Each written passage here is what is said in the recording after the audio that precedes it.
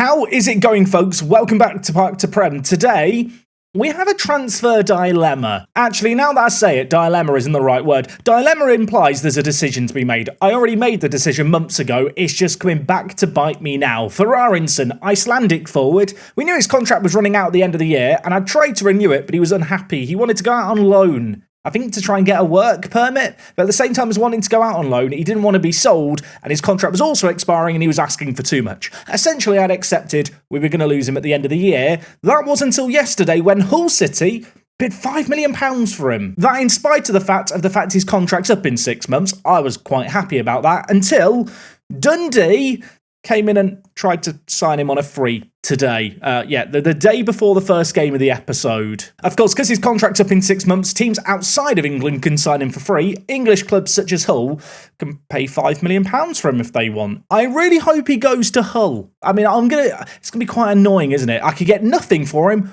or I could get £5 million. I've been trying to convince him Hull is the play.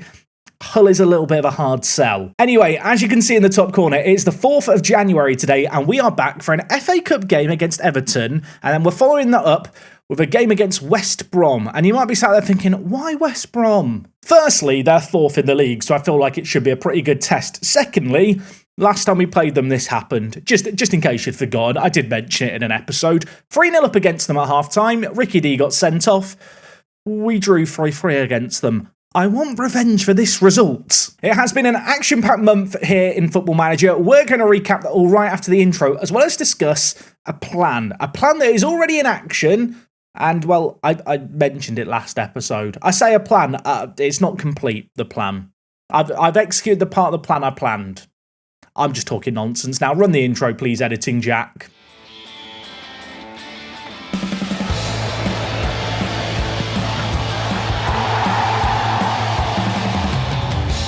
I feel like the ending to that intro was incredibly cryptic. Today, we are back. What episode number is it today? Okay, it's episode number 58 of Park to Prem. Didn't just check that. Definitely not. I feel like today's episode already has chaotic vibes. It might get more chaotic as the episode goes on. We have got an away day as well, so look forward to that.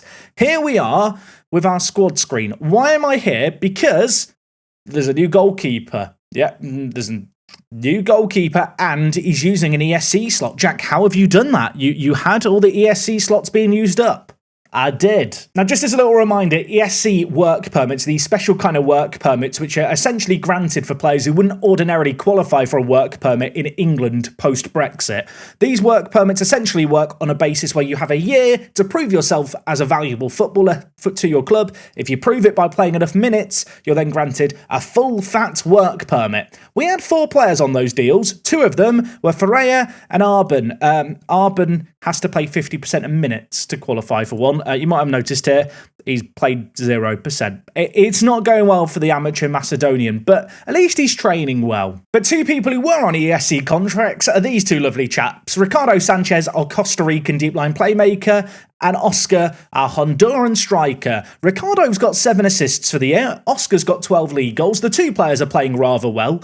And as I mentioned last episode, I wanted to try and renew their contracts within a few months of them joining and hope that maybe now they would get work permits. You can see he signed his contract at the start of December. When he signed that, the UK government people, the work permit dude, he went, yeah, you get one now. So, yeah, he doesn't need his ESC slot for him anymore. Same with Oscar as well. I feel like work permits in Football Manager are like a black magic that no one really understands. But the bottom line is work permits were granted. They are now here properly, and with that news, I could go out and sign some new ESC players. So we have had 2 new additions join the squad. One of them we discussed last episode, Gonzalo Garcia. He is here. The Uruguayan actually isn't using an ESC slot. He's a new backup goalkeeper. He has signed for us for £120,000. He's joined us and he's instantly valued at £500,000. So he must be a good signing as a backup goalkeeper. And I realise I kind of already ruined the surprise earlier. We have here Kinski, a Czech goalkeeper. Check him out. Very, very good. A little bit worried about his injury proneness, but when I looked at his injury history,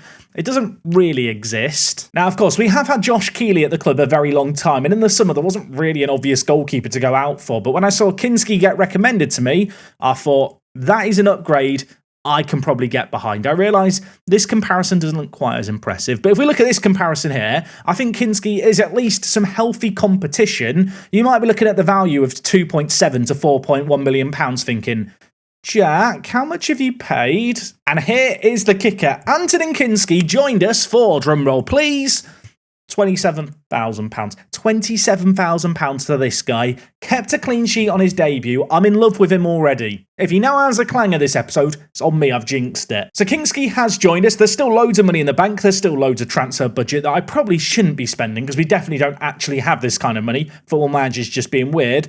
The bottom line is, there's money to spend this January. There's an ESC slot. And this is what I meant by, I have a plan. I've done the plan so far and now I've run out of planning. I don't know what we do with the last ESC slot, or indeed what we do with the team. 2.58 goals a game. Bloody brilliant. And then you look at the defending and you realise we concede 14 fouls a game. That's 3.5 more than average. We also concede 0.5 more goals than average.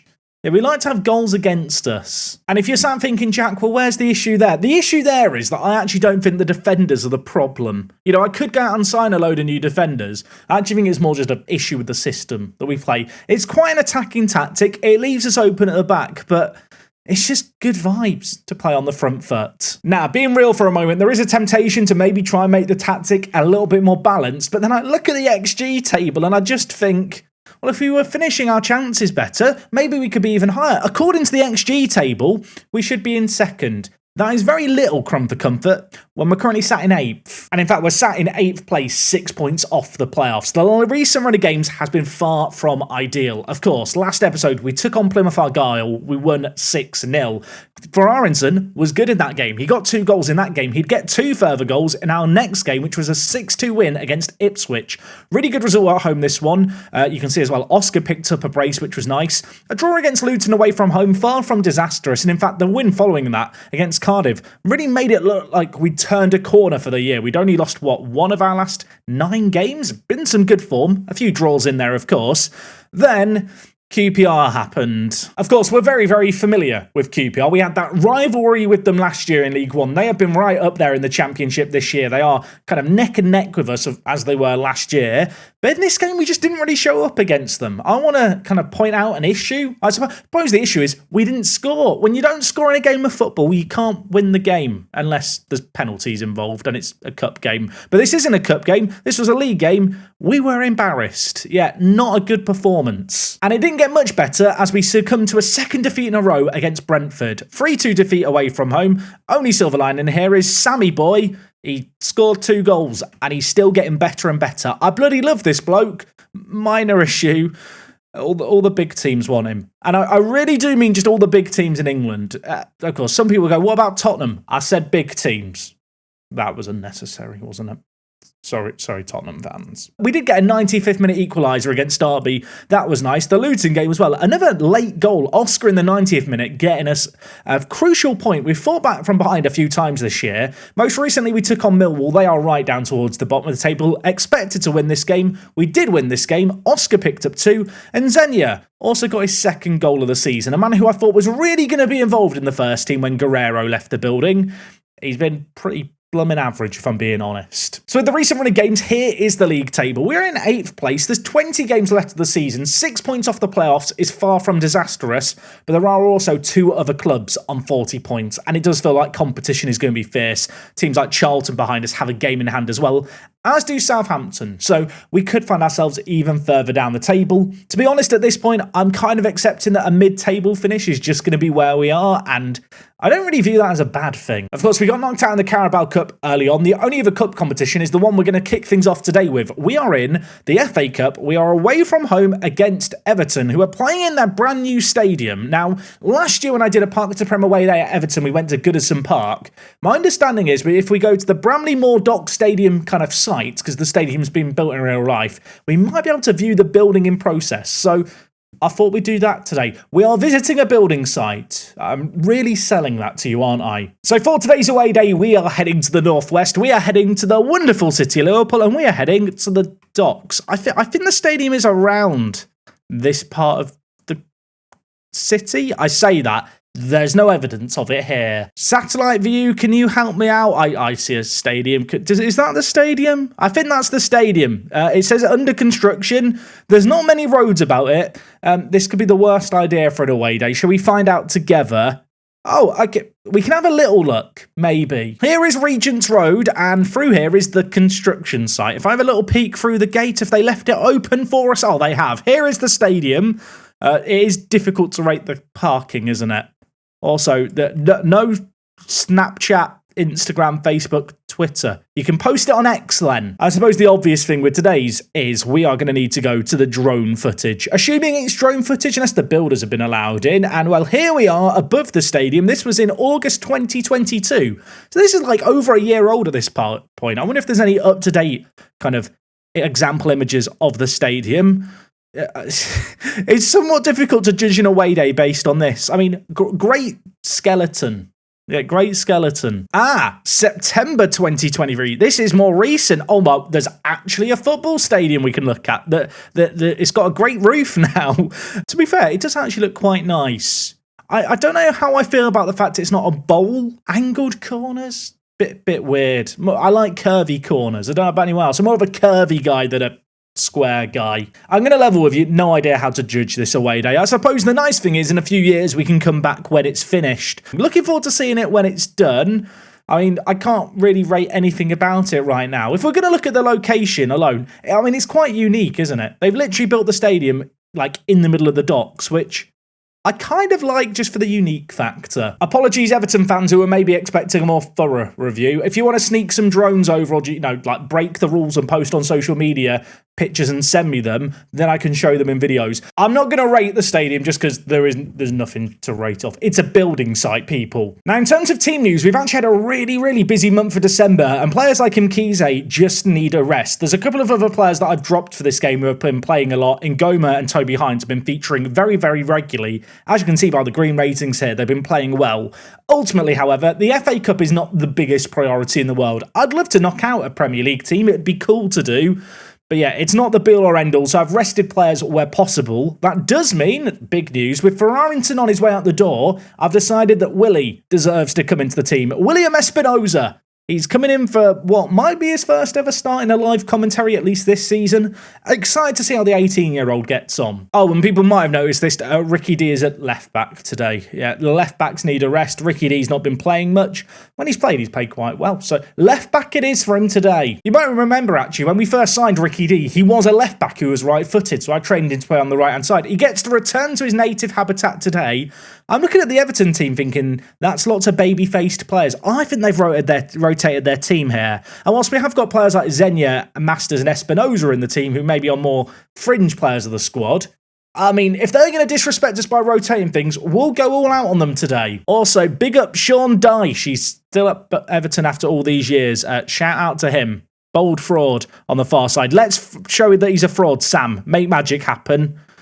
Or do that. I mean, it would have been a great goal after 20 seconds if it had gone in, but it's the wrong side of the post. Also, this is one of the trademark Work the Space late night recording sessions where the whimsy level does get elevated slightly. So if you're sat thinking, Jack, you seem particularly jovial today, it's probably a bit of sleep deprivation kicking in. But you know what? Sometimes you just need to sit and play some Football Manager late at night. We've all been there. I mean, I don't want to jinx it, but half an hour into this game, it's quite an even game. I do realise if it's a draw here, it does go to a replay in our stadium. At which point, that might be the second game of today's episode. We might just play Everton twice. Or maybe we'll do 3 matches, because nothing's happened so far here, and it's half-time. 0-0. I'll tell you what, it's one of the football matches of all time at the moment, isn't it? This is not acceptable. Xenia's feeling aggressive. I'm taking him off. Aggressiveness scares me. You know what, Hines, I gave you a little bit of a rest, but you've been playing well lately. Look at the green ratings. Going to play him out on the right-hand side. Now, we have got a couple of players on bookings, but I like the fact they're up for the fight here. Now they've got to show that they're actually up for the fight. Everton have made some changes at half-time, by the way. I imagine they've brought on a load of the cavalry. First-team players to actually try and make a difference. Let's hope that we can be resilient. Right, Kinski. I mean, so far, clean sheet on his live commentary debut for the Czech player signed for, what was it, £27,000 for him. I mean, even if he's the worst goalkeeper ever, I feel like we've still got a bargain. We'll definitely make some money on him. He's valued at millions now. His contract was expired at his current club, if you're wondering why I was able to get him so cheap, but I would have had to pay more compensation than if I made the bid that I made. Either way, he's not put a foot wrong yet, albeit the sample size is currently a match and a half. Ricky D switching it to Hines. The sub has a man on his right. It's Martinez, the Chilean. Can he make some Chilean magic happen? It's into the box. Espinosa's there with his afro. It's like the reincarnation of Fellaini. Masters is there. He shoots. It falls to Espinosa. And we're going away from goal now. I fear that shot there was the chance for Masters.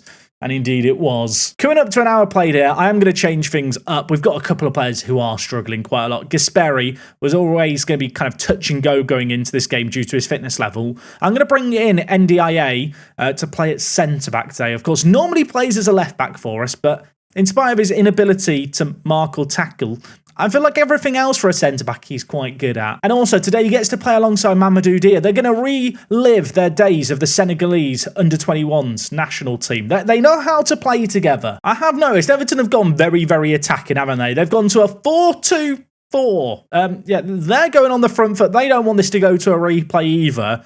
I want to sit here and say, expect goals, but I feel like if I say that, I'm probably jinxing it. Maybe in just admitting that, I'm jinxing it. Although, chance here. Sam in the box. Shoots wide. In fact, the keeper saved that. I can't believe the keeper's stopped that. Right, Oscar's on the corner here. By the fact it's been taken by a left-footed player, I can only assume all our right-footed set-piece takers who are good are no longer on the pitch, so Oscar's just going to be on absolutely everything here. Probably less than ideal. We've been practicing in-swingers all year, and he's now swinging it out on his left foot. But you know what? It's serving us okay for now. It's still 0-0 in this game. Right, I have got one last sub. Oscar not having a great game. Sam Fay, though, on a 6.2. Get out my sight. And Goma, on you come. Final sub of the game. We've done it. I mean, silver lining. It doesn't look like we're getting battered by a Premier League club. Toby Hines. There's no silver lining. Toby Hines has got injured. We're down a man. Right. I mean, part of me wants to say let's just try and see out this game. I don't really want this to go to a replay. I'd rather stay on the front foot and continue to try and make something happen, but I do fully appreciate at this point it does look less than ideal. You know, I really did big up Toby, didn't I, as I was bringing him on, talking about his recent form, the sea of green bars, the development he's been making, and now he's injured.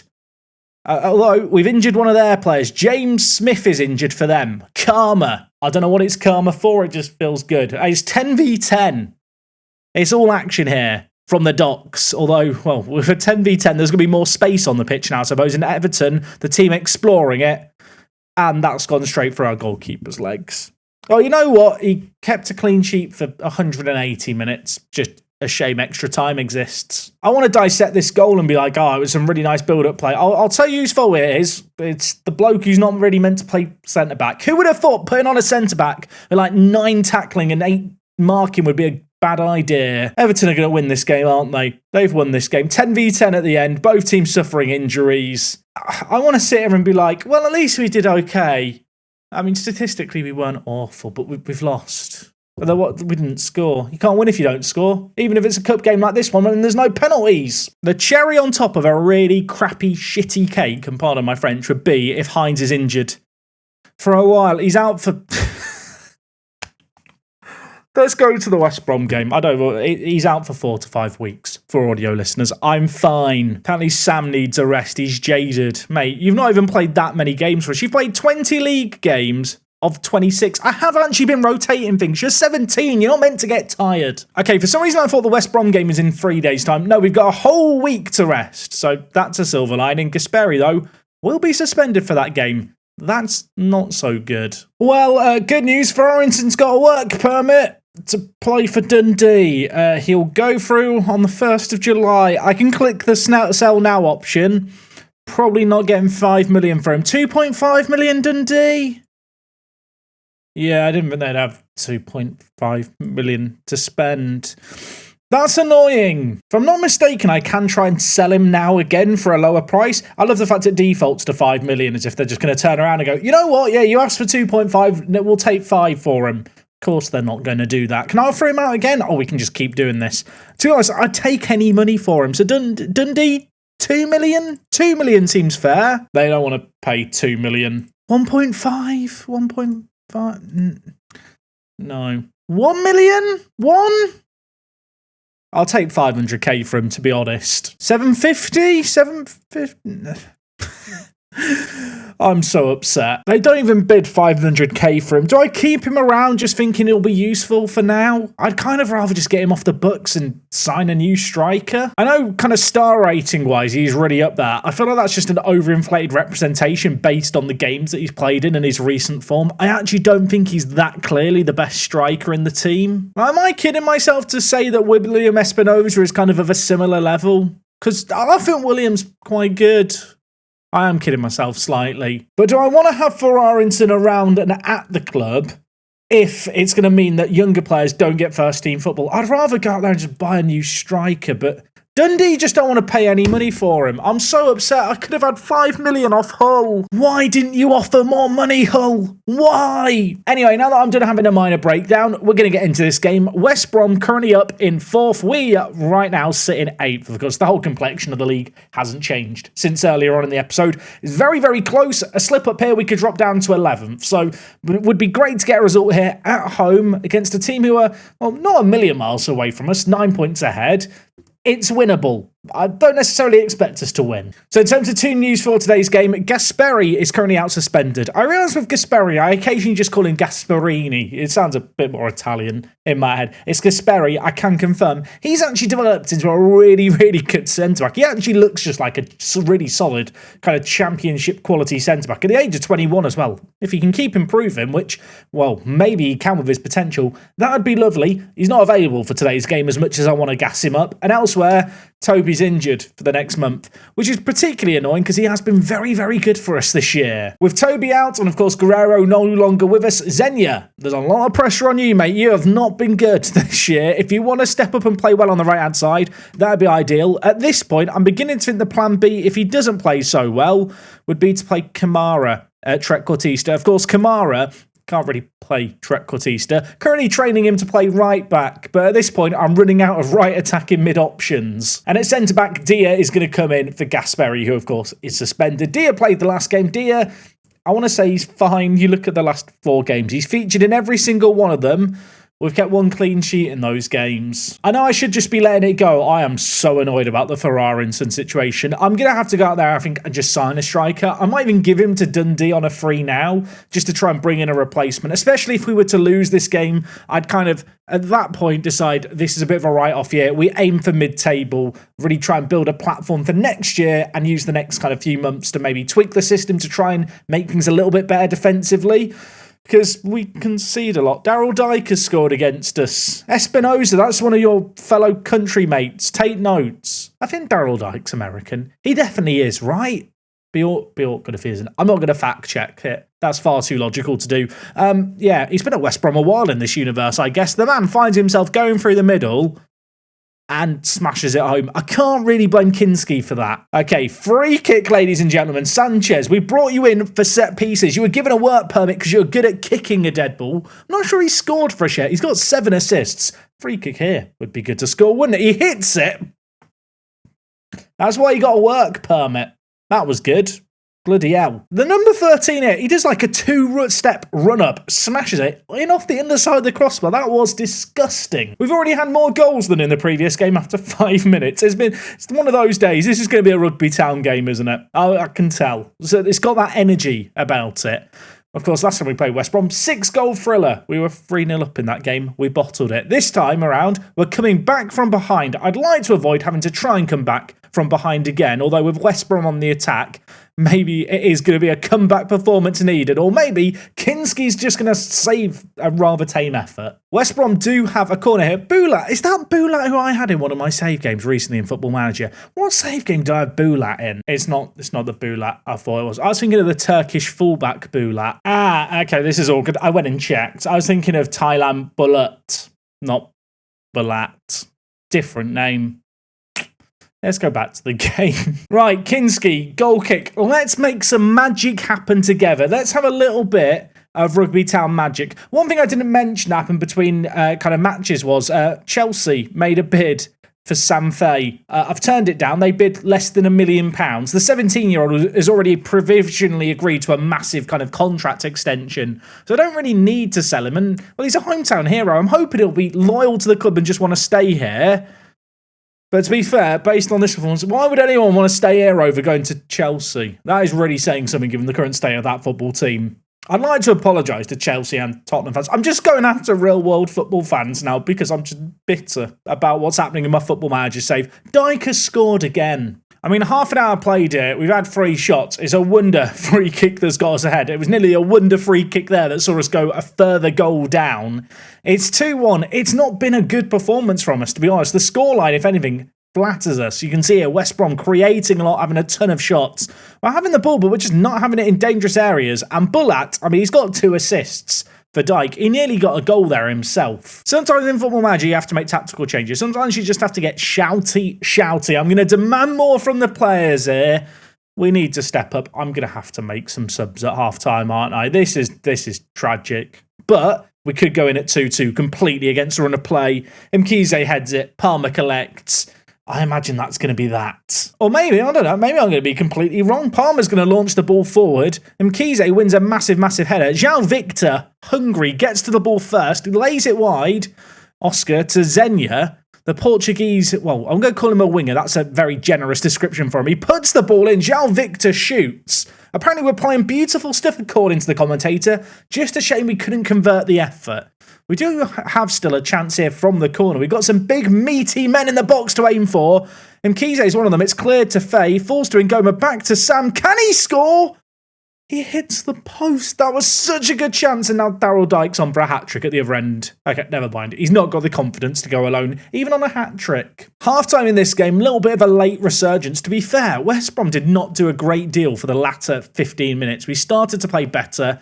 In spite of that, I'm going to get shouty. Question the players a little bit. What was that? Don't think I mentioned this earlier. I have been playing Faye more regularly as a striker. He definitely doesn't play as well in this position versus when I play him at centre attacking mid. But Ngoma's been in some good form lately, so it's kind of just forced my hand a little bit. I'm just looking at the ratings here thinking, do I want to change anything? I'm looking at the yellow card. I'm thinking, I can't risk it. Ryan Morgan, you are going to come on at left back. Last year's player of the year.